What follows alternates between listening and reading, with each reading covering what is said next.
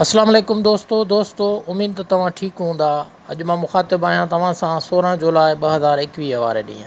अॼु इंतिहाई पाणी खोट आहे, जंहिं करे ज़िले कश्मीर जे अंदरि मुख़्तलिफ़ हंधनि तां एहतिजाज जूं ख़बरूं जेके आहिनि उहे रिपोर्ट थी रहियूं आहिनि।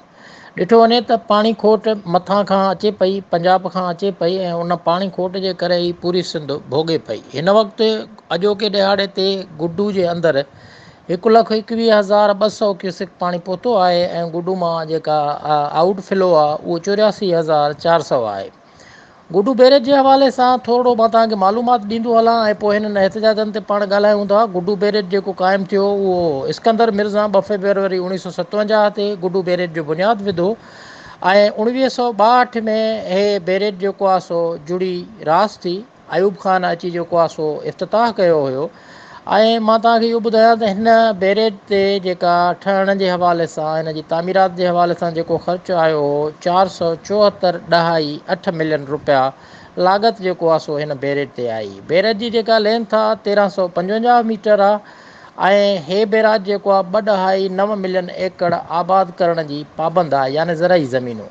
हीउ बैरेज जेको आहे सो कश्मीर, जेकबाबाद, लाड़काने, सखर, नसीराबाद ऐं बलोचिस्तान ताईं पाणी जेको आहे सो पहुचाए थी पई ऐं हिन बैराज खे 64 दरवाज़ा आहिनि, पर उहा वरी ॾुखाईंदड़ हिकिड़ी ॿी ॻाल्हि आहे त हिकिड़ी ट्राली आहे सिर्फ़ु, उहा बि माना ख़स्ता हाल आहे जेका हिननि जा गेट जेको आहे सो छिके थी पई।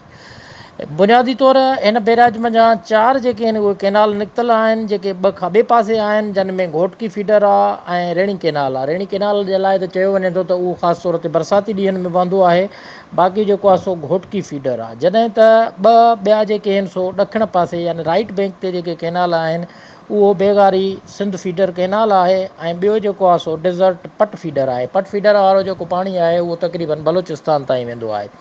बाक़ी बेगारी कैनाल जेको आहे सो उहो तव्हांखे मां ॿुधायां कश्मीर ज़िले में जेकाबाद में ऐं जेको आहे सो हिन ताईं शिकारपुर ताईं बि हिन मंझां जेको आहे सो पाणी वञे थो पियो। हाणे हिन वक़्तु बेगारी कैनाल जा जेके बि आबादगार आहिनि 11,000 क्यूसिक 12,000 क्यूसिक हिन जी कैपेसिटी आहे इन बेगारी कैनाल जी, पर तक़रीबन जेको आहे सो हिन एरिया में असां ॾिसूं था पिया त उहो तक़रीबन पाणी जी जेको आहे सो शदीद खोट आहे ऐं ॿेजारो जेको आहे सो सड़ी रहियो आहे।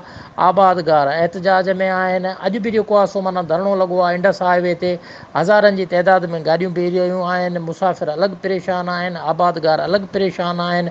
हाणे जेकॾहिं ॾिठो वञे त टोटल पाण ॾिसूं था ठीकु आहे बाबा मथां खां पाणी जी खोट आहे, पर हिते हिननि जो जेको वाराबंदी वारो सिस्टम आहे उनखे बि जेकॾहिं सही नमूने सां हलाइनि त हीअ जेके ज़मीनूं आहिनि उहे बंजर थियण खां बची सघनि, आबादगार जेके आहिनि सो उहे ॾुकर ऐं ॾोकार वारी सूरत हाल खां महफ़ूज़ रही सघनि, पर हिन वक़्त ताईं अहिड़े क़िस्म जी का बि शइ कोन थी कई वञे पई ऐं तंहिंजे करे जेको आहे सो असांजो आबादगार परेशान आहे हिते। हालांकि जेको आहे सो ॾिठो वञे त हज़ारें एकड़ ज़मीन थींदी, पर अफ़सोस जी ॻाल्हि इहा आहे त जंहिं ज़िले मंझां, छो त सिंधु दरिया ते क़ाइमु ही गुडू बैरेज कश्मीर डिस्ट्रिक्ट जे अंदरि अचे थी, पर अफ़सोस सां इहो चवणो थो पवे त कश्मीर जे अंदरि बि पाणी खोट आहे। तंहिं करे पाण इहो अर्ज़ु कंदासीं अख़्तियार धणियुनि खे, छो त हीअ इरीगेशन डिपार्टमेंट जो बि अचे थो वञे सिंध जे हवाले सां ऐं पावर अथॉरिटी वारनि जो बि हिन ते जेको आहे सो माना उहा इजारादारी आहे। तंहिंजे करे हुननि खे इहो खपे त बाबा सिंध जूं ज़मीनूं बंजर बणाइण खां बचाइनि, आम माण्हू खे जेको आहे सो उन्हनि जी आबादियुनि जे लाइ पाणी ॾियनि। ॿेजारो सुकी ऐं सड़ी रहियो आहे, जंहिंजा सिर्फ़ु नाकारी असर रुॻो हिकिड़े आबादगार ते न पवंदा, बल्कि सिंध जी ऐं पाकिस्तान जी बि मईशत ते जेको आहे सो उहे असरु पवंदा। जंहिंजे करे हीअ जेका गुडू बैराज 1957 में ठही ऐं हींअर 2021 हले थो पियो ऐं उन जे हवाले सां असां ॾिसूं था पिया त साॻियो आबादगार उन एहतिजाजनि में नज़र थो अचे त असांखे पाणी कोन थो मिले। हाणे जॾहिं मुंड जा आबादगार सां अहिड़े क़िस्म जो वेधन हूंदो, अहिड़े क़िस्म जी सूरत हाल हूंदी त पुछड़ी जे आबादगार वटि त को पाणी जो फुड़ो बि कोन वेंदो हूंदो, छो त हिते हींअर बि पाणी जो फुड़ो जेको ॿेजारो पोखियो वियो उहे माण्हू पंहिंजी मदद पाण त हिते बाल्टियुनि सां उहो पंहिंजो ॿेजारो साफ़ु करनि था, बाल्टियूं भरे वञी उन्हनि में विझनि था।